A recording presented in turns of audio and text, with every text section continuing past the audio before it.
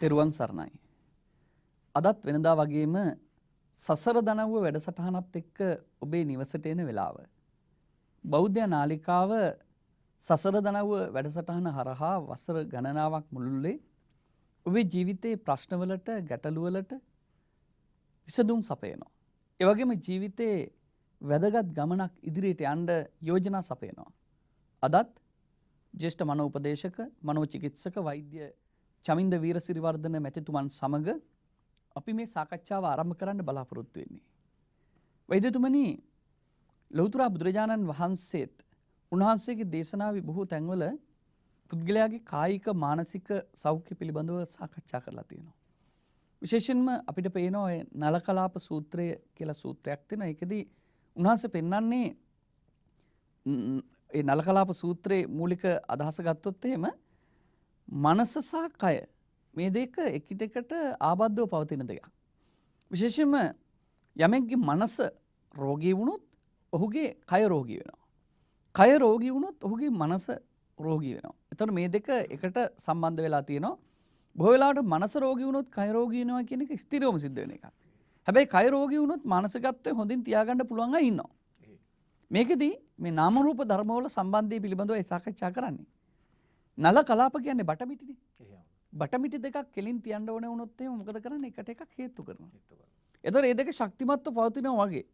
කායික සහ මානසික සෞඛ්‍ය එකිනෙකට ආබද්ධව එකිනෙකට අනුපූරකව පවතින බවයි මේ අනුව අපිට පැහැදිලි වෙන්නේ. දැන් අපි පහුගිය කාල වකවානුවේ දිග්ගටම සාකච්ඡා කළේ මනස පිළිබඳව. මනස රෝගී කරන කාරණා පිළිබඳව. සැකය, ඊර්ෂ්‍යාව, ලෝභය, ඒ වගේම තමයි මද්ද්‍රව්‍ය වගේ බාහිර කාරණා. ඒ සියල්ල මනස රෝගී කරන දේවල්. ඇතැම් වෙලාවට පුද්ගලයාගේ උපතින්මත් මනසේ යම් යම් දුර්වලතා තියෙනවා. පෞරුෂ දුර්වලතා, මානසික රෝගී තත්ත්වයන්. එහෙම. එතකම බුදුරජාණන් වහන්සේ මේක අවස්ථාවක දේශනා කරනවා දැන් පුද්ගලයාගේ මනස හා සම්බන්ධයෙන් ගත්තන් පස්සේ සුදුල්ලබා ලෝකස්මි බොහෝම අඩුයි ලෝකේ අඤ්ඤත්‍ර කාම කීනාසෙහි ක්ෂීනාශ්‍රවයන් හැර මේ මනස දුර්වලයි. ඒ කියන්නේ කායික සහ මානසික රෝග දෙකක් තියෙනවානේ. දෙමේ භික්කේ රෝගා කායිකෝච රෝගෝ චේතසිකෝච රෝගෝ. චේතසික රෝග සහ කායික රෝග කියලා බුදුහාරෝ රෝග දෙවර්ගයක් පෙන්නනවා. ඒකෙන් පෙන්නනවා අවුරුදු 100ක් කායික රෝග වලින් දුරව කෙනෙක් ඉන්නවා කියලා කියන්න පුළුවන්. හැබැයි වුණාට මොහොතකදු මානසික රෝගයන්ගෙන් යමෙක් විනිර්මුක්තව ඉන්නවා නම් අඤ්ඤත්‍ර කීනාශවෙහි ක්ෂීනාශ්‍රවයන් හැර සුදුර්ලභයි, ඊටාම දුර්ලභයි කියලා බුදුහාරෝ දේශනා කරන්නේ.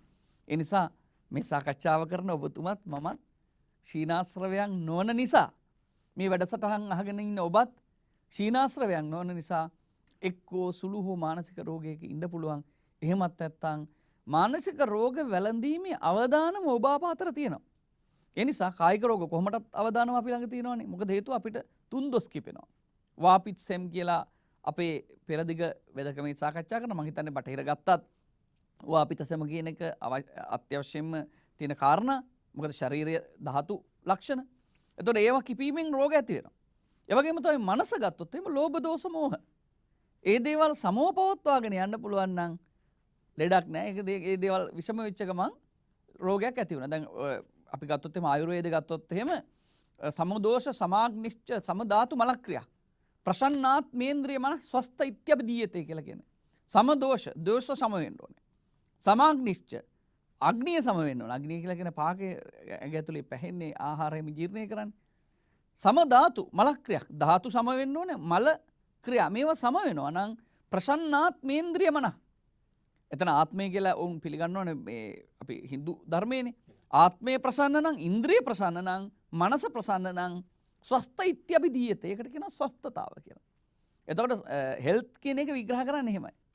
දැන් බුදුදහම ගත්තත් කායික මානසික නිරෝගීතාවය තමයි ස්වස්ත කියලා කියන්නේ. හැබැයි ඒකෙදි බුදුහාමුදුරුවෝ දේශනා කරන කාරණා හතරක් තියෙනවා.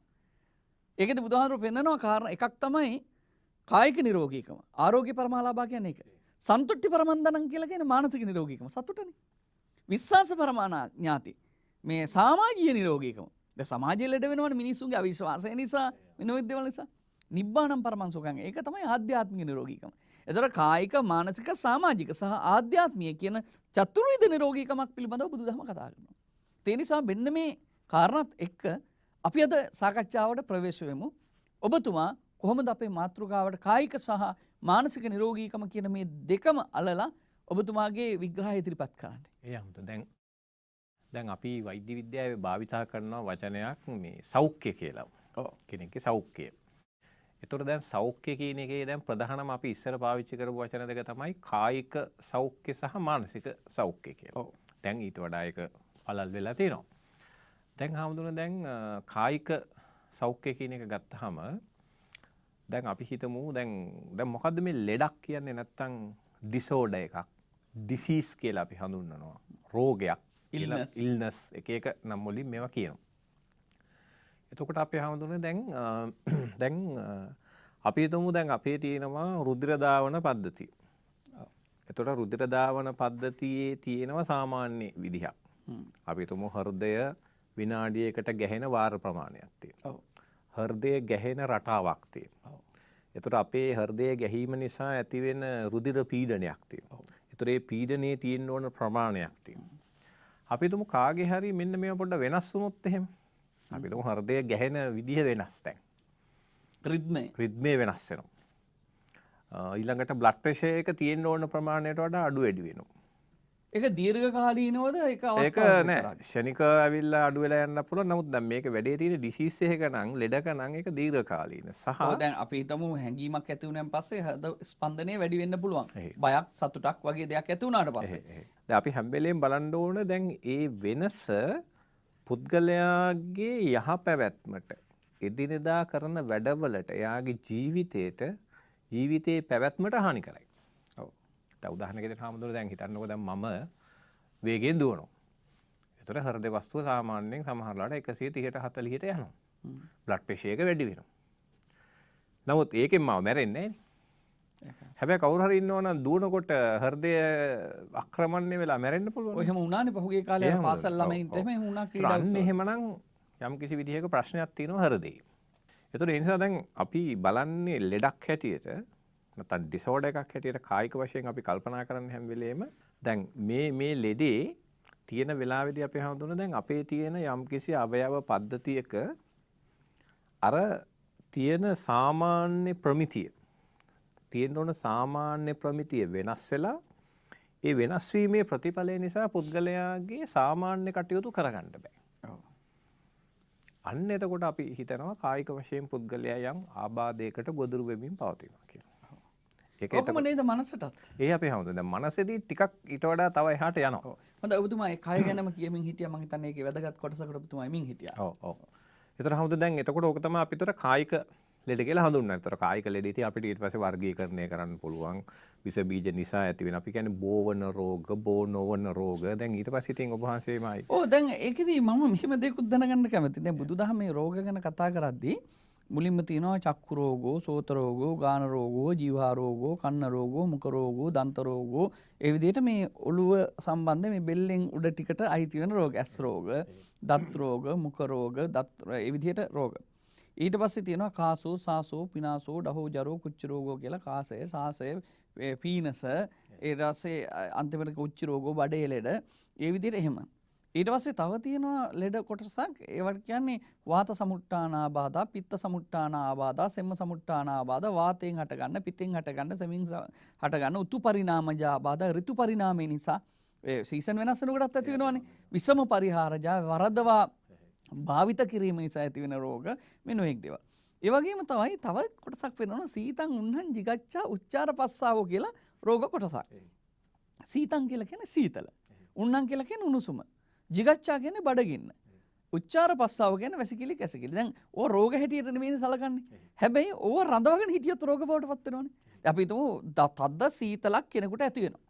ඒ සීතල දරාගන්න බැරි සීතල දරාගෙන හිටියොත් එයා අනිවාර්යයෙන් ඒ නිසා ඔහුට ජීවිත හානියක් පවා වෙන්න පුළුවන්. දැන් සීතල කියලා කියන්නේ Tamanට සංවේදනය කරනවා. ඔබ දැන් මේකෙන් ආරක්ෂා වෙන්න. ඔහුට බ්ලැන්කට් එකක් ඕන වෙනවා. ගිනි මැලයක් ඕන වෙනවා. ඒ වගේම තමයි උණුසුම. ඒ උණුසුම දරණීය උණුසුම එහා ගියාට පස්සේ අපිට ඒ උණුසුම ඇතුලේ අපි හිටියොත් මේක අපේ ජීවිත හානියක් පවා වෙන්න පුළුවන්. jigaccha කියන්නේ බඩගින්න. දැන් බඩගින්න බුදුහාමර පෙන්නන්නේ jigaccha පරම රෝගා කියලා. බඩගින්න පරම රෝගය. ඒකනේ අපි උදේ දවල් රෑ තුන් වේලට බේත් දෙන්නේ. ඒ අනිත් කිසිම ලෙඩක් නැහැනේ අපි දිගටම අඛණ්ඩව බේත් ගන්න. මේකට බේත් දෙන්න ඕනේ. ඒක බඩගින්න. ඊට පස්සේ උච්චාර පස්සාව කියන්නේ වැසිකිලි කැසිකිලි. ඉවත් බුදුදහමේ රෝග හැටියට සලකන්නේ අන්නේ අර මම මුලින් කියපු කාරණාවත් එක්ක. වැසිකිලි බර දරාගෙන හිටියොත් කැසිකිලි බර දරාගෙන හිටියොත් අන්න එයාට ඒක රෝගයක් බවට පත් වෙනවා. ඔබතුමා කොහොමද ඒ රෝග දිහා දකින්නේ? අපේ හැමෝටම දැන් බටහිර වෛද්‍ය විද්‍යාවේ රෝග කියන එක වර්ගීකරණය කරන්නේ ගොඩක් වෙලාවට අර ඉස්සෙල්ලා අර මං කිව්ව විදිහට විස බීජ නිසා ඔන්න ඇති වෙනවා. දැන් විස බීජ වර්ග කීපයක් තියෙනවා. ඔන්න වෛරස් කියන එක වර්ගයක විස බීජ. බැක්ටීරියා කියන්නේ තව වර්ගයක විස බීජ කාණ්ඩයක්. දිලීර කියන්නේ තව වර්ගයක්. ප්‍රොටෝසෝවා කියලා ඉන්නවා. විවිධ පණුව වර්ග ඔබ වහන්සේ අහලා ඇතිනේ කෝකු පණුව, ආරෝමේවා කියලා. පණු පෙති බොන්නේ. ඒතර මේ වගේ ශුද්‍ර ජීවීන් නිසා හටගන්නා වූ රෝග ටිකක් වෙනම අපිට තියෙනවා. ඔව්. ඊට අමතරව හම්දුනේ බෝ නොවන. ඒ කියන්නේ ඒක බෝ වෙන්නේ නැහැ. නමුත් මගේ පද්ධතියක දැන් අපේ වර්ගීකරණය කරලා තියෙන බටහිර වෛද්‍යවරු එක එක පද්ධතියට ලාක්ෂණික වෙච්ච රෝග. දැන් අපි ගත්තොත් ශ්වසන පද්ධතියට ලාක්ෂණික වෙච්ච රෝග ටිකක් තියෙනවා. ඒ නිසානේ අපි හැම එකටම විශේෂඥ වෛද්‍යවරු ඉන්නේ. දැන් ශ්වසන රෝග පිළිබඳ විශේෂඥ වෛද්‍ය. ස්නායු රෝග පිළිබඳ විශේෂඥ වෛද්‍ය. උදර රෝග පිළිබඳ විශේෂඥ වෛද්‍ය. අස්ථි රෝග පිළිබඳ ඔහොම ඉන්නේ එහෙමයි. ඒතර අපේ කරලා තියෙන්නේ එක එක පද්ධතිය අරගෙන ඒ පද්ධතියේ සාමාන්‍ය ක්‍රියාවලියෙන් අපගමනය වෙනකොට රෝග ටිකක් හඳුනා ගන්න.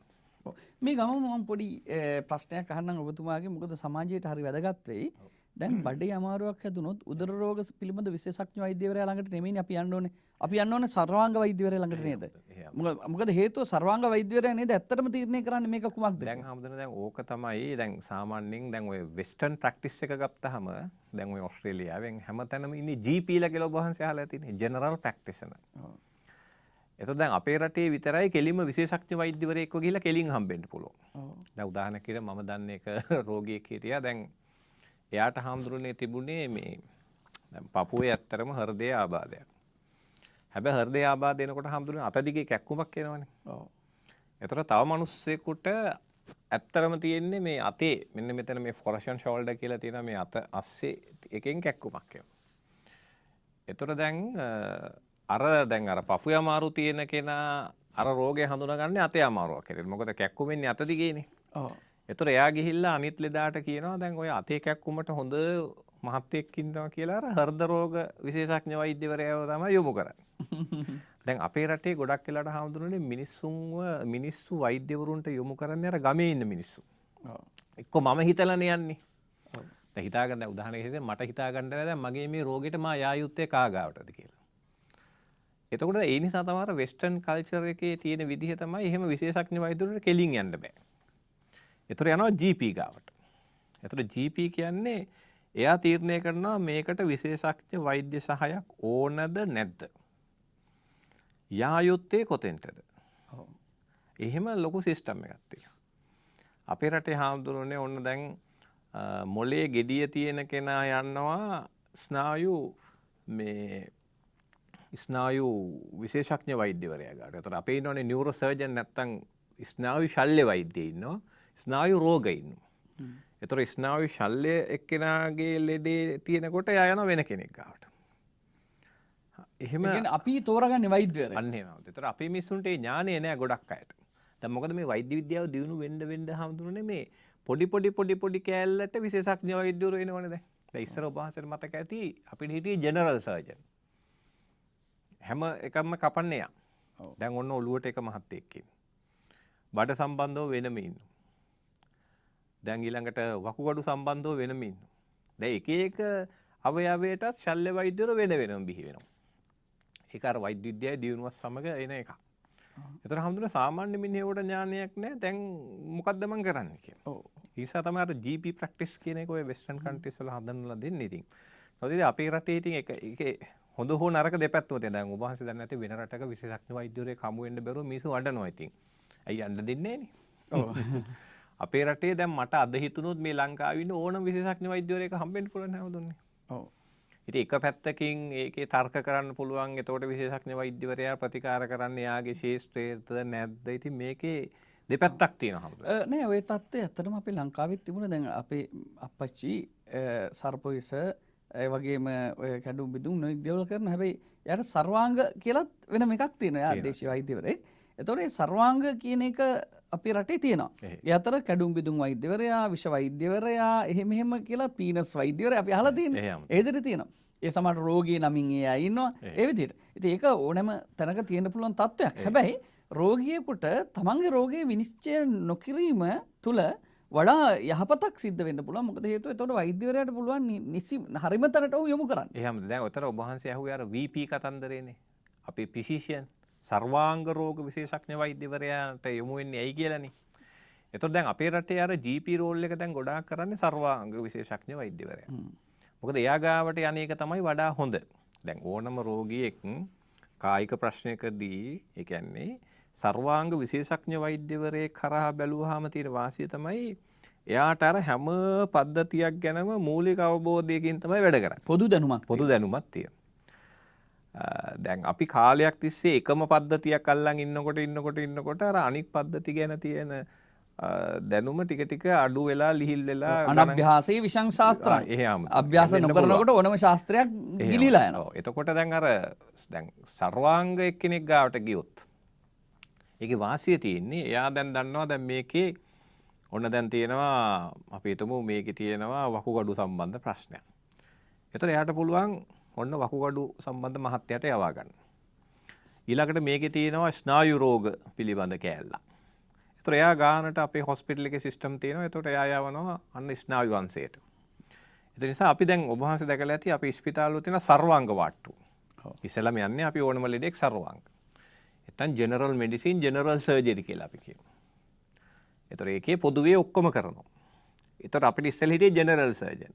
ඒතර පස්සේ යා හිමින් දැන් අපි තුමු කකුලක් කැඩලා නම් අපි කරන්නේ මොකද්ද? විකලාංගයකට යොමු කරනවා.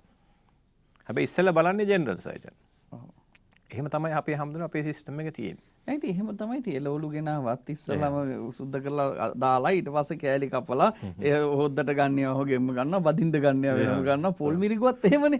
ඒවයි කෑල්ලෙන් කෑල්ල වෙන වෙන වැඩවලට ගන්නවා හම්බ වලට ගන්නවා කිරට මිරිකනවා එහෙම. ඒ වගේ ගත්තා පුද්ගලයා ගත්තත් එහෙමයි ප්‍රධාන වශයෙන් එතනට ගිහිල්ලා එතනින් පස්සේ තමයි වෙන වෙන අංශ වලට යමු වෙලා යන්නේ. දැන් හැමදෙනා දැන් අපේ තව සිස්ටම් එකක් තියෙනවා හොස්පිටල් වල දැන් ලංකාවේ මරණ අනුපාත එක සෑහෙන අඩු වුණා. ඔබ වහන්සේ අහලා ඇති ඉමර්ජන්සි ට්‍රීට්මන්ට් යුනිට් කියලා තියෙනවා. දැන් මේක මේ ලංකාවේ මෑතක පටන් ගත්ත සංකල්පයක්. දැන් හිතන්න හදිස්සි රෝගියෙක් ඉක්මනටම එනකොට වාට්ටු වලට යනකම් ඉඳලා දැන් වාට්ටුවට ට්‍රාන්ස්ෆර් කරන අතරේ ගොඩක් වෙලා මැරලා තියෙනවා. හදිස්සි ප්‍රතිකාරාංශයට තමයි යන්නේ. අන්න හරිද. දැන් අපි හිතමු දැක්ක ගමම්ම ලෙඩාව අපි හදිස්සි ප්‍රතිකාර ටික එතන කරනවා. එතෙන්ට කැඳවන අපි වෛද්‍යවරු. ඕන අය. ඒ නිසා ලෝකෙම දැන් පෙන්නලා තියෙනවා මරණානුපාතිකය අඩු වෙලා තියෙනවා. ඒතරනේ හැමදෙරෝ දැන් ඉමර්ජන්සි මෙඩිසින් කන්සල්ටන්ට්ස්ලා කියලා දැන් ලංකාවෙත් ඒගොල්ලෝ අනාගතේ බිහි වෙයි. ඒ කියන්නේ දැන් මේ විශේෂඥ වෛද්‍යවරු ඉන්නවා දැන් කෙලින්ම අර ETU එකටම පුහුණු කරපු. හොඳයි. අපි ටිකක් වෛද්‍ය කාරණා ටිකක් සාකච්ඡා කළා. නමුත් ඒක වැදගත් වෙයි මේ සාමාන්‍ය ජනතාවට. අපි සෞඛ්‍ය පිළිබඳව සාකච්ඡා කරමින් ඉන්නේ දැන් කායික සෞඛ්‍ය ගැන අපි මෙතෙක් සාකච්ඡා කළා. ඒ කායික සෞඛ්‍ය ගැන අපි ඉදිරියටත් සාකච්ඡා කරන්න ඉඩකඩ තියෙනවා. මට මෙහෙම දෙයක් අහුවොත් දැන් අපි ගත්තොත් බුදුදහමත් එක්ක යමෙකුගේ කායික හේතු බලපානවා මානසික සෞඛ්‍ය වෙනස් වීම සඳහා. ඒක දැන් අපි නිදර්ශනයකට ගත්තොත් බුදුහාර දේශනා කරනවා සුරාමේරේ ආදීනව. ඒකෙදි එකක් තමයි පඤ්ඤාය දුබ්බලීකරණී. ප්‍රඥාව දුර්වල වෙනවා. දැන් තව ගොඩක් දේවල් එක කලහප්ප වඩිනේ රණ්ඩු වැඩි වෙනවා. එතකොට රණ්ඩුව කියන එකත් රණ්ඩුව පටන් ගන්නෙ මනසෙන්නේ. ඒ වගේම අර පැත්තෙන් ගත්තාම පස්සේ ප්‍රඥාව දුර්වල වෙනවා කියන එකම තනිකරම මනසට අදාළ කාරණාවක්. එතකොට ඒ හැටියට ගනිද්දී පුද්ගලයාගේ ක්‍රියාකාරකම් මානසික රෝගයන්ට හේතු වෙනවා කියලා අඳුනාගෙන තියෙනවා. ඒත් එක්කම දැන් අපි සමහර වෙලාවට දැකලා තියෙනවා දැන් භික්ෂුන් වහන්සේලා පවා දෙක අවස්ථාවක භික්ෂුන් වහන්සේ කෙනෙක් ලිංගිකව හැසිරෙනවා මලමිනියක් සමග. එහෙම අවස්ථා. ඒ වගේම වැඳිරියක් සමග ලිංගිකව හැසිරෙන අවස්ථා තියෙනවා. ඒ කියන්නේ මලමිනිය වැඳිරිය අඳුරා ගන්න බැරි තැනට කාමයේ විශ්ින් ඔහුව පිස්සු භාවයට නැත්තම් විකෘති භාවයට පත් කරන මානසික විකෘතියක් ඇති වෙනවා. ඒ කියන්නේ රාගයෙන් විසම වෙච්ච අය රාගය නිසා ඒ වගේ තත්ත්වයන්ට පත් වෙනවා. එතකොට අර කායික යම් තත්ත්වයන් සපුරා ගැනීම සඳහා ඇතිවෙච්ච මානසික තත්ත්වයන් මානසික රෝගය තත්ත්වයන් බවට ඉහළට ගිහිල්ලා නැත්තම් දියුණු වෙලා යන අවස්ථාවන් දකිනවා. දැන් ඔබතුමාට අදාළ බටහිර වෛද්‍ය ක්ෂේත්‍රයේ මේ කායික තත්ත්වයන් මානසික රෝගී තත්ත්වයන් වලට පරිවර්තනය වීම තියනවාද? කායික රෝග තත්ත්වයන් මානසික රෝග බවට පරිවර්තනය. කියන්නේ ක්‍රමානුකූලව දැන් අපි හිතමු කෙනෙක්ට කායික රෝගයක් දිගටම පවතිනවා. එහෙ. ඒක ඒ කාලයක් තිස්සේ පවතිද්දී ඔයා ඒක ගැන හිතලා හෝ එහෙමත් නැත්නම් ඒක ඔහුගේ කාලයක් තිස්සේ ඔහුගේ මනස වැටිලා ඒ අනුව ඔහු මනසින් දුර ඒ වෙනවා. හැමෝම දැන් අපි හිතමු දැන් කල් පවතින කායික රෝග වලින් අපි හිතමු ඔන්න දැන් පිළිකාව ගමු අපි හැමෝම දැන් පිළිකාවේ ඉන්න රෝගියෙක් ඒ පිළිකාවෙන් පීඩා විඳ ඉන්නකොට එයාට යම්කිසි මානසික රෝග එන්න පුළුවන්.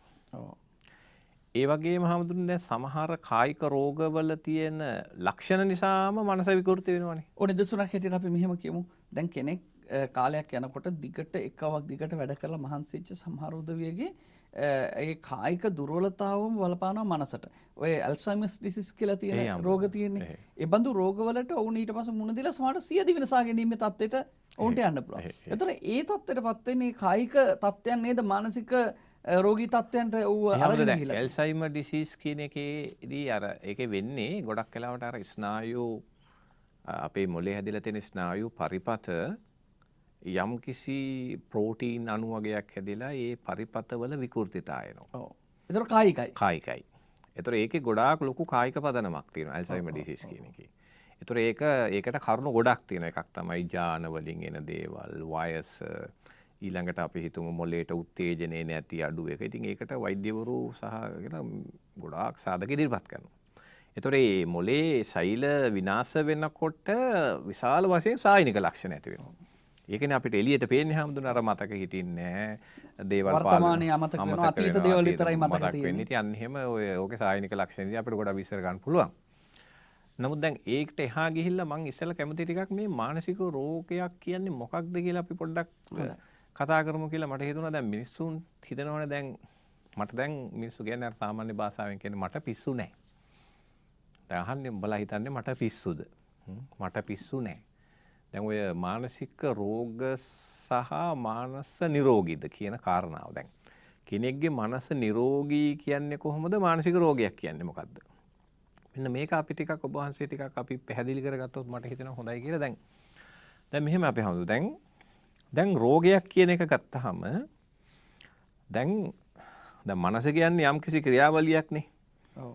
ඒ මනස කියන්නේ යම්කිසි ක්‍රියාවලියක් තියෙනවා. ඒකේ සිතුවිලි නිෂ්පාදනය වෙනවා, හැඟීම් නිෂ්පාදනය වෙනවා, ඒකෙන් චර්යා ඇති වෙනවා, අපි අන්තර්ක්‍රියා කරනවා, සමාජයත් එක්ක ගනුදෙනු කරනවා.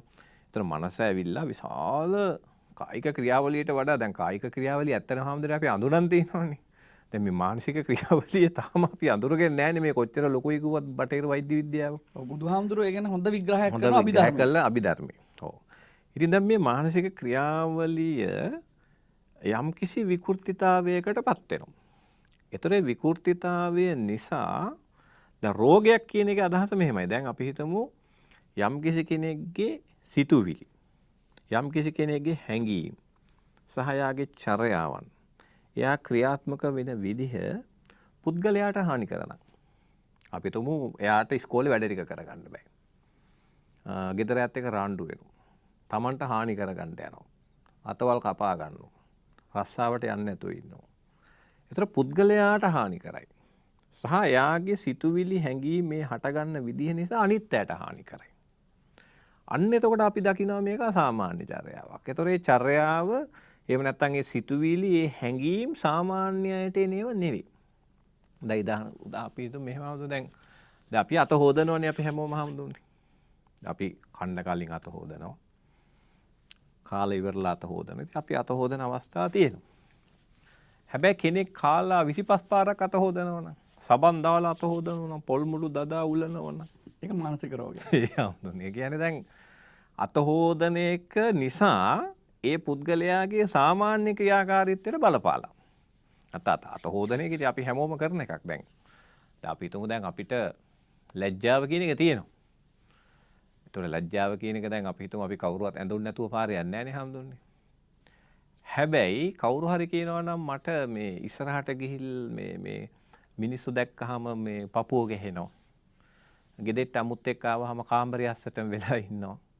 කෙනෙක් මගේ මූණ දිහා බැලුවහම මට කලන්තේ වගේ හැදෙන්න එනවා. අනර අපි හඳුනා ගන්නවා මේ සෝෂල් ෆෝබියා කියලා ඔබ වහන්සේ අහලා ඇති. ඒතර මේ මානසික රෝග ගත්තාම හාමුදුරනේ මේක ලොකු පරාසයක්. හැබැයි ඒක අපි හඳුනා ගන්නවා ඒ ක්‍රියාවලිය නිසා පුද්ගලයාට හානි වෙනවා, තව කෙනෙකුට හානි වෙනවා. ඊළඟට යම්කිසි කෙනෙක්ගේ සිතුවිලි හැඟීම් අර ඒ කාරණා ටික හදාගත්ත අපේ සංස්කෘතියක් තියෙනවානේ, සදාචාරයක් තියෙනවානේ. ඒකට පටහැනි නම් කෙනෙක්ගේ ක්‍රියාකාරීත්වය. දැන් අපි හිතමු දැන් අපි මේ ඇඳුම් ඇතම් පාරේ යන්න ඕනේ කියන එක අපි පිළිගන්නවා. හැබැයි කෙනෙක් නිරුවතින් යන්න ගන්නවා. ඒතර ඒක නිකන් සමාජයට හරි නෑ වගේ. දැන් හඳුනේ දැන් ඕකේ පොඩි ප්‍රශ්නයක් ආවා ඉස්සර දැන් ওই සමලිංගික සේවනය කියලා අපි කතා කරන්නේ හෝමෝසෙක්ෂුවැලිටි කියන එක. දැන් ඉස්සර ඕක මේ වෛද්‍ය දැන් ඕකේ මෙහෙමයි. දැන් මානසික රෝගයක්ද නැද්ද කියන එක දැන් කෙනෙක්ගේ චර්යාවක් මෙහෙම නැත්නම් හැඟීමක් ඒ පුද්ගලයා තුලින් මොකක් හරි එන එකක් යම්කිසි මානසික රෝගයක්ද නැද්ද කියලා බලන්න ලොකු පොත් හදලා තියෙනවා. ඒ මැනුවල්ස්. දැන් ඇමරිකාවේ එකක් තියෙනවා Diagnostic and Statistical Manual of Mental Disorders කියලා. ඒක හැම අවුරුදු 5කට සැරයක්ම අලුත් කරනවා. මොකද දැන් ලෝකේ අලුත් මානසික රෝගයක් ඇවිල්ලාද කියලා බලලා අර පොතට දාන්න. මේ ෆෝන් එක නිසා එහෙම ගොඩක් ඒවා ඇවිල්ලා ඇති. ඇවිල්ලා ඇති දැන්. ඉතින් තාම ඒවා අර පොතේ නැහැ. ඉතින් ওই පොත හැමදෙන්නේ එක එක අවුරුදු වල එක එක විදිහට වෙනස් වෙලා. දැන් ඉස්සර ඔය හෝමෝසෙක්ස් දැන් උතන තියෙනවා එහෙම දැන්. දැන් අපිට මිනිහෙක්ගේ ලිංගික ක්‍රියාත්මක වීම ලිංගික කාරණා කියන එක අපිට තියෙන එක. දැන් මිනිස්සු ඔබ වහන්සේ අහලා ඇති සමහර අය ඉන්නවා දැන් ඔන්න වැලක කාන්තාව වගේ යට ඇඳුම් දැක්කාම උස්සය යනවා. ඔය මට එක පේෂන්ට් කෙනෙක් හම්බුණා ගෝණි දෙකක් පුරවන් හිටියා ගෙදර. ඉතින් එහෙම අය ඉන්නවා. ඒතර ඒවට කියනවා අපි ලිංගික අපගමනයන් කියලා. කියන්නේ සාමාන්‍ය ලිංගික ක්‍රියාවලියෙන් අපගමනය වෙලා ඒගොල්ලෝ. එතකොට දැන් ඉස්සර ඔය හෝමෝසෙක්ෂුවල් කියන එක ලිංගික අපගමනයක් හැටියට සැලකුවා. දැන් අද වෙනකොට ඒක මේ බටහිර විද්‍යාඥයෝ කිව්වා මේක ලෙඩක් නෙවෙයි කියලා. ඒතර හැබැයි ඒකට සංස්කෘතියට විරුද්ධයි. දැන් අපි හැමෝම පිළිගන්න සංස්කෘතිය සදාචාරයට විරුද්ධ. දැන් වෙස්ටර්න් කන්ට්‍රීස් වල මේක ඈතටම ගිහිල්ලා ඒගොල්ලන්ට කසාද බඳින්නත් ඉඩ දුන්නා. ඒතර මෙන්න මේ වගේ ප්‍රශ්න තියෙනවා හැමදෙරේ මේවා. ඒතර යම්කිසි කෙනෙක්ගේ චර්යාවක් එයා සිතෙන විදිහක් එයාගේ හැඟි කාරණාවක් ඒ තියෙන සංස්කෘතියට සભ્યත්වයට සදාචාරයට විරුද්ධව ක්‍රියාත්මක වෙනකොටත් අපි කල්පනා කරලා බලන්න ඕනේ. එතනදී ඔබතුමායි කියපු කාරණාවත් එක්ක මට හිතෙන්නේ දැන් බටහිරට සමලිංගික සේවනය ඒ අය කල්පනා කළේ මානසික රෝගයක් කියලා කලින් කල්පනා කළා. හැබැයි ක්‍රමානුකූලව ඒ සමලිංගික සේවනය කරන අයගේ අයිතිවාසිකම් පිළිබඳ ප්‍රශ්නයක් ඉඳ ගත්තනේ. ඒ අයිතිවාසිකම අනුව සලකලා බලලා ඒක සාමාන්‍ය දෙයක් බවට පත් කරගත්තා. ඇත්තනේ. දැන් වවුල ඔක්කොම එල්ලිලා ඉන්නවා නම් අණ්ඩෙන් ඉන්න වවුලනේ නරක වවුලා වෙන්නේ. ඒ වගේ දැන් ඒ සමාජය සටන් කළා වෙනුවෙන්. ගොඩක් වෙලාවට සමලිංගික සේවනයේට පුරුදු වෙච්ච උදවිය ගොඩක් බුද්ධිමත් උදවිය විවිධ තරාතිරම් වල අය ඉන්න දැන් ලංකාවේ ගත්තත් ඇතම් වෙලාවට අර පොෂ් කියලා කියන්න හදන සමහර උදවිය කාන්තා පිරිමි දෙපාර්ශ්වයේම සමහර ඒ කාරණා වලට එකතු වෙනවා. හැබැයි ස්වභාවිකත්වයට විරුද්ධයි. ස්වභාවිකත්වයට විරුද්ධයි. ඒ නිසා මම හිතන්නේ මේක ටිකක් අපි මේක ඊට වඩා පුළුල් විදිහට මේක හිතුවොත් එහෙම ඒක රෝගයක් වුණත් ඒ රෝගීන් ගාන වැඩි වෙනකොට ඒ රෝගීන් ගාන වැඩි වෙනකොට උන්ගේ අයිතිවාසිකම බවට ඒක පත් වෙනවා. එහෙම තමයි. දැන් ඕකේ අනිත් වර්ගීකරණය තමයි හැමදෙරේ දැන් මෙහෙමනේ. දැන් අපේ චර්යාවක් දැන් ඕකේ ඊළඟ මානසික රෝගයක්ද නැද්ද කියන එක අපි හොයන්නේ. දැන් අපි මිනිස්සු 100ක් ඉන්නකොට ඒ 100න් බහුතරයක් කරන දේ තමයි අපි නෝමල් කියලා ගන්න. නෝමල් කියලා ගන්න එකයි. දැන් බැරි වෙලාවත් ලෝකෙම පටන් ගත්තොත් ඔය වැඩේට ඕක නෝමල්. අපි ස්ත්‍රී පුරුෂ සම්භෝගය තමයි අසාමාන්‍ය වෙන්නේ. ඒ නිසානේ අර කියමනක් තියෙන්නේ ලෝකයේ ගමන් කරන්නේ order to disorder කියලා. ඔව්. කියන්නේ දැන් මේ ලෝකයේ හැම ක්‍රියාවලියක්ම ආරම්භයේදී හොඳ order එකක තිබුණා කියලා කියන්නේ. ඔව්. එතකොට දැන් මේ ලෝකේ විනාශය කරා යනකොට වෙන්නේ මේ order එක disorder වෙනවා. ඔව්. ක්‍රමානුකූලව විකෘති වෙගෙන යනවා. හැම පද්ද වැස්ස හැබැයි විකෘතිය පිළිගන්නවා සමාජය. අන්න ඒකයි. එක වෙලාවක ඒ විකෘතිය normal වෙනවා. ඔව්. ඉතින් ඒ නිසා තමයි අර පොත අලුත් කර කර වෙනස් කරන්නේ. ඉස්සරහට තව එක එක ඒවා normal වෙයි. ඔව්. නිසා සමාට අනාගතයේ ඉතින් අපිව හිතන්නේ නැති විදිහට දේවල් වෙනස් වෙයි. ඔව්. දැන් ඔබතුමා සඳහන් කළා දැන් මේ බටහිර මනෝවිද්‍යාව ගැන එහෙම සාකච්ඡා කරන කාරණා. ඇත්තටම මට පේනවා දැන් අපේ විශේෂයෙන් බෞද්ධ නාලිකාවේ මේ අහගෙන ඉන්න ඔබ හැමෝම දන්නවා මේ අභිධර්ම පාඩමක් එහෙමත් බෞද්ධ නාලිකාව හරහා සිද්ධ කරනවා. බුදුහාමුදුරුවෝ තරම් මනස විග්‍රහ කරපු ශාස්ත්‍රවරයෙක් මේ ලෝකේ පහළ වෙලත් නැහැ, මම හිතන පහළ වෙන්නෙත් නැහැ. ඒ වගේ විග්‍රහයක් ඇත්තෙත් නැහැ. දැන් මූලිකව මේ භෞතික මානසික මේ සියලු තත්ත්වයන් විග්‍රහ කරන්න බුදුහාමුදුරුවෝ රූප වේදනා සංඥා සංකාර විඥාන කියන මේ පංචස්කන්ධ විග්‍රහ කරන පුද්ගලයා සම්බන්ධයෙන්. එහෙමත් නැත්නම් වෙනත් ඉතින් ගත්තොත් චිත්ත චේතසික රූප නිබ්බාන කියලා සතර පරමාර්ථ ධර්ම අරගෙන සිත් ඒ විදිහට චෛතසික රූප ඒ කියන්නේ මේ මැට නිර්වාණය දක්වා මේ සමස්තය සියල්ලම විග්‍රහ කරලා අරගෙන තියෙනවා. ඒක නිකන් සරල වශයෙන් හිතන්න සිතුවිල්ලක් කොහොමද පහළ වෙන්නේ කියන එක පිළිබඳව දැන් බුදුහාමුදුරුවෝ පෙන්නන්නේ චක්කුංච පටිච්ච රූපේ උප්පජ්ජති චක්කු විඥානං. ඇහැයි රූපේ පදනම් කරගෙන චක්කු විඥානයට කරනවා. තින්නම් සංගති පස්සෝ මේ තුන එකතුව ස්පර්ශ කියන පස්සපච්චය වේදනා ස්පර්ශය නිසා වේදනාවට කරනවා. වේදනා පච්චය තණ්හා. තණ්හාව ඇති වෙන්නේ මේ වේදනාව නිසා. එතකොට දැන් අපි ඔය කතා කරන්නේ බොහෝ වෙලාවට තණ්හාව නිසා මේක වෙනවා කියලා නම. හැබැයි තණ්හාවට බලපාන මූලික කාරණා රාශියක් තියෙන අනුපිළිවෙලින් එන. මේ තණ්හාව නිපදවන්නේ ඊට පූර්වගාමීව තිබුණු පටිච්ච සමුප්පන්න කාරණා රාශියක් නිසා. ඒ හැටියට ගනිද්දි මම හිතන්නේ අපිට ඕනෑම ගැටලුවක් පිළිබඳව මුලට හොයාගෙන ගියොත් ඒකේ තියෙන්නේ එක්ක අනවබෝධය, එක්ක මිත්‍යා දෘෂ්ටිය, වැරදි ලෙස ගැනීම. අපි තුමු දෙදෙනෙක් අතර රණ්ඩුවක් ඇති වෙනවා. රණ්ඩුවක් ඇතිවීමේදී කියපු වචනයක්. ඒ වචනේට මම අකමැති. හැබැයි සමහරට ඒ වචනේ කියන්න ඇත්තේ මොන හේතුවක් නිසාද කියන එක පිළිබඳව මම කල්පනා කරන්නේ මට ඇහෙන දේ විතරයි කල්පනා කරන්නේ. ඒ හැටියට ගනිද්දි මේ ලෝකේ ගොඩාක් ප්‍රශ්න විසඳා ගැනීම සඳහා මුලට යාම. ඔකට කියන්නේ යෝනිසෝ මනසිකාරය කියලා. යෝනිසෝ මනසිකාරය මුල සිට කල්පනා කිරීම ඉතාමත් වැදගත්. දැන් ඔබතුමාලා ඔය බටහිර මනෝ වෛද්‍ය ක්‍රම ඇතුලේ යමක ඒ කියන්නේ යෝනිසෝ මනසිකාරයෙන් දැකීම වගේ දේවල් පිළිබඳව හිතන්නේ නැද්ද? අනිවාර්යෙන් හමුද. දැන් ඕක මේ සරලව දැන් මුලින්ම දැන් ওই මනෝ විශ්ලේෂණවාදය කියලා තිබුණනේ මනෝවිද්‍යාවේ මූලික එකක් සිග්මන්ඩ් ෆ්‍රොයිඩ්ගේ. ඔව්. එතකොට සිග්මන්ඩ් ෆ්‍රොයිඩ්ගේ තර්කය වුණේ මේ හැම චර්යාවකම අපි හාරගෙන අහපස්සට යනකොට තැනක් තියෙනවා මේක මතුවෙන. ඒ තැන එළියට ඇදලා ගන්න කියලා. ඒ කියන්නේ එයා කිව්වේ හැම වෙලේම අවිඥාණය. unconscious matter එක තමයි අපේ මේ චර්යාවේ පදනම කියලා. හැබැයි දැන් භවංගය යටිසිත. ඊට හැබැයි පස්සේ කාලෙක මේකට ලොකු අභියෝග කරා මනෝවිද්‍යාඥයෝ. ඇවිල්ලා ඊට පස්සේ තමයි කතා කරේ දැන් යට එහෙම තිබුණාට ප්‍රශ්නයක් නැහැ. අපිට මේ අපේ මනසේ උඩින් දේවල් වෙනස් කරගන්න පුළුවන් නම්. දැන් අපි තුමු 100න් ඉන්න පුළුවන් නම්. දැන් මට එන සිතුවිලි දැන් උදාහරණයකට දැන් වෙන්නේ හවුදුන දැන් මොකක් හරි උත්තේජයක් එනකොට මේ අවිඥානික ද්‍රව්‍යත් එක්ක මේක සම්බන්ධ වෙන එකනේ හැම වෙලේම. ඒක මගේ දැනුමෙන් තොරව සිද්ධ වුණොත් තමයි ඔය කියන අසාමාන්‍ය චර්ය හරි මොකක් හරි වෙන්නේ.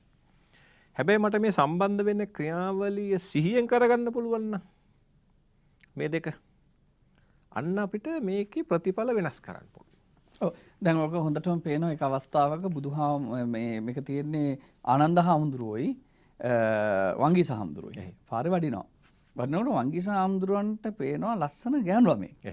ගෑනු ළමෙක් කියලා කියන්නේ ලස්සන ගෑනු ළමෙක් කියලා කියන්නේ පිරිමියෙක්ට ආකර්ෂණයක් වුණාට ගැහණියෙක්ට එහෙම ආකර්ෂණයක් නැහැ නේ. දැන් මේ හාමුදුරුවෝ දැක්ක ගමන් මේ හරන කාමරාගයක් ඇති වෙනවා. උන්වහන්සේ කියනවා කාමරාගේන ඩයිහාමි චිත්තං මේ පරිඩයිහති සාදු නිබ්බාපනම් රූහි අනුකම්පාය ගෝතම. කාමරාගේන ඩයිහාමි මම කාමරාගෙන් පිච්චෙනවා.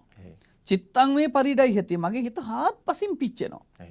සාදු නිබ්බාපනම් රූහි මේක මට නිවා ගන්න විදියක් කියලාද දැන් හිත හිටි ගන්නවා. දැන් අර ස්ත්‍රිය දැකලා එළදී ආනන්ද හාමුදුරුවෝ මේ හාමුදුරන්ට කියන වංගීස හාමුදුරන්ට සංඥාය විපරියේසා චිත්තන්තේ පරිඩයිහති. ඔබ අඳුරගත්තු හැටි වැරදි. ඒකයි ඔබේ හිත පිච්චෙන්නේ. නිමිත්තං පරිවජ්ජේහි පියං රාගෝප සංහිතං. තමාට ප්‍රිය ඇති කරපු රාගයට හේතු වෙච්ච නිමිත්ත බැහැර කරන්න. එතකොට ඉබේටම ඔය පිච්චිල්ල නැති වෙයි කියලා. මම හිතන්නේ ඕකම තමයි අපි කතා කරන්නේ. ඒකම තමයි දැන් හවුදනේ බටහිර මනෝවෛද්‍යවරු ඒ කියන්නේ මනෝ විශේෂඥයෝ විශේෂයෙන් ඔය ප්‍රජානන ප්‍රතිකාර පැත්තෙන් ආපු අය දැන් අලුතෙන් හදලා තියෙනවා mindfulness based cognitive behavior therapy කියලා මොඩල් එකක්. ඒකට අපි කියනවා mindfulness based cognitive behavior therapy කියලා. ඒ කියන්නේ මොකද්ද දැන් ලෝකේ අලුතෙන් කතා කරනවා දැන් මේ මයින්ඩ්ෆුල්නස් ගැන. ඒක දැන් ෆැෂන් එකක් වෙලා ඔය වෙස්ටර්න් කල්චර් එකේ ඉස්කෝලේ උගන්වනවා ළමයින්ට උගන්වනවා. සතිය. සති පාසල් තියෙනවා. සති පාසල් තියෙනවා. දැන් සතිය ගැන සෑහෙන කතා කරන්න ගත්තනේ මේ මෑතක ඉඳලා. ඒ මොකද දැන් හැමෝටම පෙනුණා දැන් මේ අතීතය හරනවට වැඩිය හොඳයි සතිය දියුණු කරන එක කියලා. දැන් අපිත් ඔය මනෝපතිකාරවල මනෝ විශ්ලේෂණය වැඩි කරන්න අවශ්‍ය නැහැ කියලා අපි හිතන්නේ. සමහර තැන්වල මාත් එක කරනවා. නමුත් මිනිස්සුන්ට හම්දුන ඊට වඩා මට දකින්න දේ තමයි අර ඔබ වහන්සේ කිව්ව යෝනිසෝ මනසකාරය. කියන්නේ දැන් දෙයක් දිහා තර්කානුකූලව බලන්න. ඔව්. දෙයක් දිහා ප්‍රඥාව බලන්න. දාර්ශනිකව ප්‍රශ්න දිහා බලන්න. නැත්තම් අපි කියන ලොජිකලි තර්කානුකූලව ඒක දිහා බලන්න. දැන් එතකොට මෙන්න මේ විදිහට අපේ මනස පුහුණු කරගන්න පුළුවන් නම්. ඔව්. එතකොට දැන් අර උත්තේජය දැන් හිතන්න දැන් මට කවුරු හරි බයිනවා. එතකොට ඒ බයින උත්තේජය දැන් හැම වෙලේ මේ බයින උත්තේජය මම සංජානනය කරන විදිහ අනුවනේ හාමුදුරනේ මගේ හැඟීම් සිතුවිලි ඔක්කොම ඉන්න පටන් ගන්න. අනිවාර්යෙන් දැන් බුදුහාරු දේශනා කරන යානි සෝතානි ලෝකස්මින් සති තේසං නිවාරණ. මේ ලෝකේ තියෙන විවිධ ස්රෝතස් කියන්නේ සැඩපහරවල්. රාග, ද්වේෂ, මෝහ සැඩපහරවල් ඇවිල්ලා අපිව මහා විදියට විකෘති කරනෝනේ. සති තේසං නිවාරණ මේක වළක්වන්න පුළුවන් සිහිය. සිහිය තියාගෙන හිටිය ගම ඔක්කොම ඉවරයි. දැන් අපි හිතමු දැන් ඔබතුමා දන්නවා අපි විශාල ජාතික කාර්යභාරයක ඉන්නවා. දැන් අපිට දවසකට අඩු ගානේ Facebook post 7-8ක් හදලා දානවා කවුරු හරි. ඉතින් බනිනවා, දොස් කියනවා, වීඩියෝ හදලා දානවා, සමහරට අභූත චෝදනා හදලා දානවා. හැබැයි එතකොට ඒ සියල්ලක්ම අපි සිහියෙන් බැලුවොත් එහෙම මේ වැරදිච්ච අතරමං වෙච්ච පිරිසකගේ යම් සිතුවිලි කියලා අපි හිතනවා. එතකොට අර කේන්තියක් එන්නෙත් නැහැ, දුකක් එන්නෙත් නැහැ. සමහර අය අහනවා ඇයි මේකට ඇක්ෂන් ගන්න නැත්තේ කියලා. ඇක්ෂන් ගන්න ඕනෙත් නැහැ. ඒ නිසා දැන් බුදුහාමුදුරන්ට අර වෙලාවේ බනිනවනේ අක්කොසක භාරද්වාජ. අක්කොසක භාරද්වාජ බනිනකොට බුදුහාමරන්ට ඒක දැනෙන්නේ නැහනේ. එතන බුදුහාමරන්ට දැනෙන්නේ නැත්තේ ඇයි අක්කොසක භාරද්වාජගේ ප්‍රශ්නයක් ඒක. ඒක යා කේන්ති අරගෙන යා බැලලා බුදුහාමර බැලලා ඉවරෙන් පස්සේ අහනවනේ දැන් බැලලා ඉවරද කියලා. දැන් වැස්සක් වැහලා ඉවරනවා වගේ. සමහරවිට ඔබතුමාටත් ඔය වගේ දේවල් දැනෙනවා ඇති. සමහරට ඔය මානසික රෝගීන් ඔබතුමා ළඟට එනවා වගේ මානසික වශයෙන් මහා ශක්තිමත් පෞරුෂය තියෙන මිනිස්සුත් ඔබතුමාට හම්බෙලා ඇති. සමහරට නෝනා දිගට බනිද්දිත් නිකන් ගහක් ගලක් වගේ මේක බොහොම දරාගෙන ඉන්න පුළුවන් හැකියාව තියෙන. එතකොට ඒ පෞරුෂය කියලා කියන්නේ ඒ පුද්ගලයා හොඳට මේක දකිනවා. එතකොට මම තව ප්‍රශ්නයක් අහන්නම් මේ උඩම. එතකොට සමහර අය අහලා ඇති වෙලා දැන් හද්ද නැතුව ඉන්නවා. එතකොට එයාගේ සිහියෙන් දියුණු කරාට වඩා දැන් මේක අර කම්මලේ බල්ලට වගේ බැන්නට ගණන් ගන්න. එතකොට ඒකයි සිහියෙන් මේ යමක් ගණන් නොගෙන ඉඳීම අතර වෙනස මොකක්ද? හවුද මෙහෙමයි දැන් මට යම්කිසි උත්තේජයක් එනකොට ඒ උත්තේජය පාදක කොටගෙන හටගන්නවනේ යම්කිසි හැඟීම්, සිතුවිලි, දැනීම් වගේක්. එතකොට දැන් ඒ ඇති වෙන හැඟීම නිසා යම් කිසි පීඩාකාරී චර්යාවක් එන්න පුළුවන්. දැන් හිතන්නකෝ දැන් එක මහත්තයෙක් ඉන්න පුළුවන් නෝන හැම වෙලේම යාට හැම වෙලේම බයිනවා, කෑ ගහනවා කියනකොට ඒක යාගේ මනසෙන් ගිහිල්ලා යාගේ තියෙන අර යම් කිසි මනෝභාවයක් එක සම්බන්ධ වෙච්ච ගමන් එයාට එනවා ඊටාම වෛරකාරී තරහ ඇති කරන සිත හැඟීම්. ඒතර ඒ හැඟීම් නිසා චර්යා ඇවිල්ලා කෑ ගහලා, ගස්සලා, ඔරෝලා බඩු පොලේ ගහලා නෝනට ගහලා දැන් කාලයක් මෙහෙම යනකොට මේ පද්ධතියම කළා ඊට පස්සේ ඒක හුරු වෙනවා. අර කම්මලේ ඉන්න බල්ලා කියලා ඔබ වහන්සේ කියන්නේ ඕකම තමයි. ඊට පස්සේ මෙයා කරන්නේ මේක නියුට්‍රල් දැන් මේක අරතරම් පත්තු වෙන්නේ. හැබැයි මෙතන ගැටලුවක් තියෙනවා හාමුදුරනේ. දැන් ඒ වුණාට අර වෛරය, ක්‍රෝධය, තරහ ඒව ටික නැති වෙලා නැහැනේ. ඒක ඇතුළේ මේකේ තියෙනවා. වෙලා තියෙන අර චර්යාවක් අර ඉස්සර තරම් එන්නේ නැහැ. මොකද දැන් ඒවා නිකම්ම සාමාන්‍යකරණය වෙලා. ඔව්. මේකේ තියෙන මම දකින්න දේ තමයි ඒ බයිනද්දී ඊට වඩා අපි හිතමු ඊට වඩා පළල් චින්තනයකින්, ඒ කියන්නේ වෛරයක් ඇති කරගන්න නැතුව, ද්වේෂයක් ඇති කරගන්න නැතුව, ඒ හැඟීම් ඍණාත්මක හැඟීම් ඇති කරගන්න නැතුව මේක දකින්න පුළුවන් එක තමයි අපි කියන්නේ සිහිය කියලා. දැන් වෙලා තියෙන්නේ දැන් සමහර චරිත ඉන්නවා හම්දුනේ. සමහර පෞරුෂය ඉන්නවා මේවා හිර කරගෙන ගල් කරගෙන ඇතුළට තද කරගන්න. දැන් ඔය සමහර අය දැකලා තියෙන්නේ දැන් අහන්නේ දැන් ගිහිල්ලා ඔයා කොහොමද අනේ මේ මහත්යත් එක්ක කොහොමද හිටියේ? මට නම් හිතා ගන්න බෑ ඔයා කොහොමද මේ මිනිහත් එක්ක ඉන්නේ කියලා. ඔයා හරි ප්‍රශ්නයක් නෑ වගේනේ ඉන්නේ. ඒ හාමුදුරනේ සමහර අය කරන්නේ අර පීඩනය හිර කරගෙන තද කරගෙන යටට මෙහෙම දාගෙන එක්කෝ විකල්ප චර්යාවක් හදා ගන්නවා සමාජ සේවයේ රූපලාවන්‍ය ලස්සනට අඳිනවා එක එක චර්යා හදා ගන්නවා සමහර අය මම ඕන තරම් දැකලා තියෙනවා හඳුනන. ඒ කියන්නේ ප්‍රශ්නේ යට කරගෙන ඇතිවෙන පීඩනයට විකල්ප චර්යාවක් හදා ගන්නවා. සමාජ සේවය කරනවා. එක්කෝ ගිහිල්ලා බල්ලෝ හදන්න පටන් ගන්නවා. පාරේ ඉන්න බල්ලෝ ගෙනහල්ලා කණ්ඩ දෙනවා. හොඳ දේවල්. හොඳ දේවල්. නමුත් ඒක විකල්ප චර්යාවක්. අර යම්කිසි ප්‍රශ්නයකට ප්‍රතිකර්මයක් හැටියට. එහෙම නැත්නම් හාමුදුරනේ අසීමිත ලෙස බල්ලන්ට ආදරය කරන්න පටන් ගන්නවා. අසීමිත ලෙස සමාජ සේවයට යන්න පටන් ගන්නවා. දැන් ඒ නිසා මේ සමහර විකල්ප චර්යා හරි හොඳයි. ඒකේ සමාජයට සෙතක් වෙනවා. හැබැයි අපි ඒක අභ්‍යන්තර විශ්ලේෂණය කරලා බැලුවාම යට තියෙනවා යම්කිසි අර්බුදයක්. දැන් ඇත්තටම දැන් බල්ලාට තියෙන පරම ප්‍රේමයෙන් බල්ලෝ හදන්නත් පුළුවන් නේ. විකල්ප චර්යාවක් හැටියට බල්ලෝ හදන්නත් පුළුවන්. එතකොට මෙහෙම කාරණාවක් මට තියෙනවා. දැන් බුදුරජාණන් වහන්සේ දේශනා කරනවා සචේන ලභේත නිපකං සහායං. තමන්ට හරිහමං මිත්‍රයෙක් සහකරුවෙක් ඥාතියෙක් තමන්ට නැත්තම්. ඒකෝ චරේ කග්ග විසාන කප්පෝ. තනියෙන් ජීවත් වෙන එක හොඳයි කියලා. එතකොට දැන් සමහර අය ආශ්‍රය කරන්නේ මිනිස්සු නැති නිසා එයාට හිතෙනවා එහෙම. මට මේ අය ගැලපෙන්නේ නැහැ කියලා බොහොම හුදකලා ජීවිතයක් ගෙවනවා. බුදුහාරොත් දේශනා කරනවා තමන්ට ගලප ගන්න බැරි අය නම් ඉන්නේ. ඊට වඩා හොඳයි තනියෙන් ජීවත් වෙන එක. ඒකයි අරකයි අතර වෙනස මොකක්ද?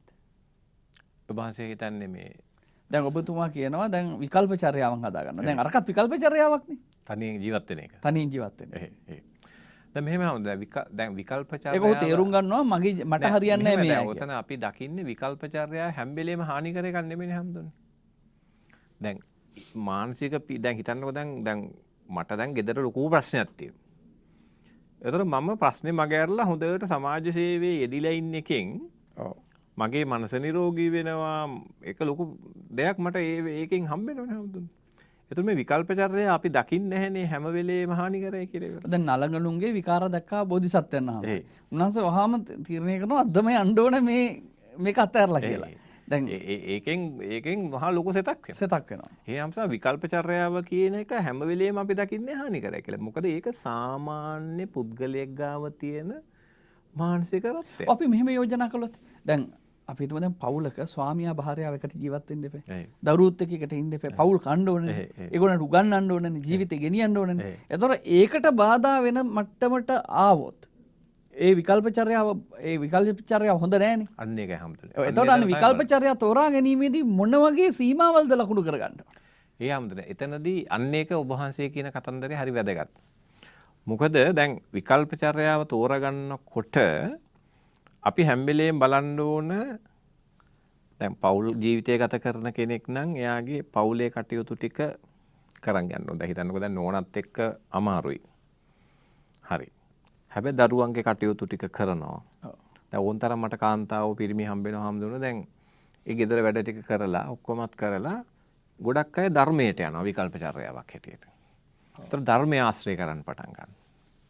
හැබැයි ධර්මය ආශ්‍රය කරන එකෙන් දරුවන්ගේ වැඩ කටයුතු අතපසු වෙනවනම් ඒවා කඩාකප්පල් වෙනවනම් පන්සල් ගිහිල්ලා එනකොට ළමයින්ට කණ්ඩ විදිහක් නැත්තම් අන්න එතන ප්‍රශ්නයක් තියෙනවා. ඒ නිසා මම කියන්නේ ඔබ ධර්මය ඇසුරු කරාට කමක් නැහැ. හැබැයි දැන් ඔබ අම්මා කෙනෙක්ගේ භූමිකාවට අදාළ කාරණා ටික ඉටු කරන්න. ඔය ඇත්තටම අපි එකට කියන්නේ ධර්මය නෙමෙයි. ඒකට කියන්නේ පලායම කියලා. පලායම. ඒ පලායම තමයි හැමදෙන්නේ තියෙන්නේ. ඒ පලායම විකල්ප චර්යාවක් නේ. ඒතර ඒ නිසා මේ විකල්ප චර්යාවන් මිනිස්සු කරන එක මට හිතෙනවා ඒකේ මේ ලොකු අර අපි ගලප ගන්න වෙනවා ඒක. ඒක ගලප ගන්න වෙනවා හැම වෙලේම අර පුද්ගලයන්ගේ සාමාන්‍ය ජීවිතයේ කඩාකප්පල් නොවන විදිහට සහ තව කෙනෙකුට පීඩා නොවන විදිහට මේ විකල්ප චර්යාව හසුරව ගන්න වෙනවා. මම හිතනවා අපි විකල්ප චර්යාව ගැන ගොඩක් එක සැරයක් සාකච්ඡා කළා. ඉතින් ඒකත් එක කතන්දරයක් මේකත් එක ගැළපීලා එනවා. ඒතර අර අපි ආපහු මුලට ගියොත් අර ඔබ වහන්සේ මතු කරපු දේ. ඒ කියන්නේ දැන් අර උත්තේජයක් මෙහෙම එනකොට දැන් ඒ අපිට හැම වෙලේම වෙලා තියෙන හැමදෙන්නේ දැන් අපේ මොලේ ඇතුලේ තියෙනවා මේ ඒ උත්තේජයට මේ ප්‍රතිචාරය එන්න කියලා નિયમિત පද්ධති හැදිලා. දැන් අපි කියන්නේ ගැහුවොත් ගහන්න. වැන්නොත් බයින්න ඕන. දැන් මේවා අපි හිතමු අපි බලන ටෙලි නාට්‍ය වලින් අපි දකපු දේවල් වලින් සමාජයෙන් කොහෙන් හරි ආපු කාරණා ගිහිල්ලා මොලේ ගබඩා වෙලා අපිලා තියෙන අර ආකල්ප අර අපි කියන්නේ අර ඇතුලේ තියෙන සිස්ටම් මේවා. ඒතර අපි තුම හැමෝටම දැන් ණය දැක්කහම අපි බය වෙන්න ඕන. ඇයි ණය විසයි අරවා මේවා කියලා මේකේ ප්‍රෝග්‍රෑම් එකක් තියෙනවා. ඔව්. හරිද?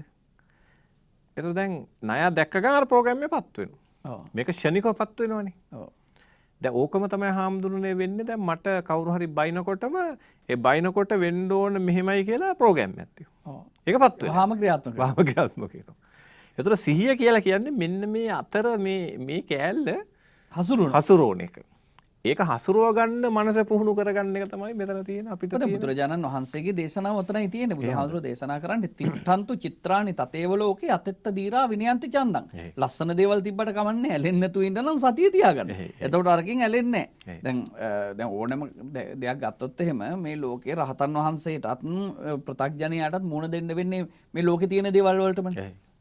පෙනෙන රූප, ඇහෙන ශබ්ද, දැනෙන රස මේ සියල්ලම එකයි. නමුත් ඒක ඒ කෙනා තමගේ මනසින් ගන්න ආකාරය වෙනස්. ඒ මනසින් ගන්න ආකාරය කියලා කියන්නේ ඔවුන් මනස පුහුණු කරලා තියෙන ආකාරය.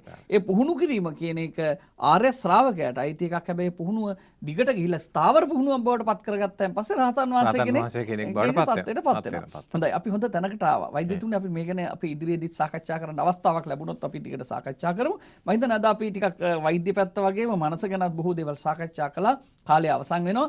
ඔබතුමාට මිනිත්තුවකින් විතර යම් දෙයක් කියන්න තියෙනවා නම් කියලා අපි අද වැඩසටහන අවසන් කරන්න මට දෙන්න තියෙන පණිවිඩය තමයි හාමුදුරනේ දැන් මේ මානසික සෞඛ්‍යය ඇති කර ගැනීම කියන කාරණාව දැන් මේ සාකච්ඡාව වහන් හිටියා කියලා සිද්ධ වෙන එකක් නෙවෙයි.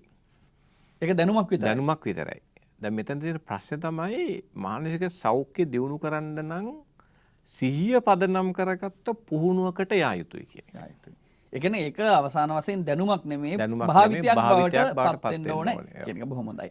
හොඳයි. අද දවසෙත් අපේ සාකච්ඡාව සුපෝෂණය කළේ ජ්‍යෙෂ්ඨ මනෝපදේශක මනෝචිකිත්සක වෛද්‍ය චමින්ද වීරසිරිවර්ධන මැතිතුමන්.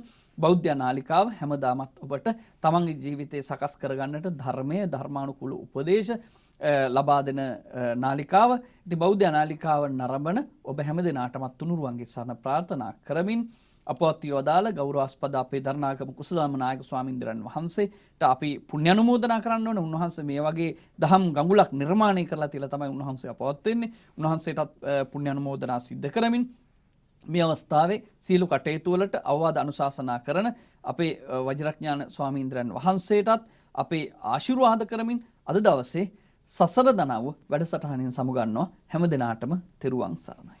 තෙරුවන් සරණයි.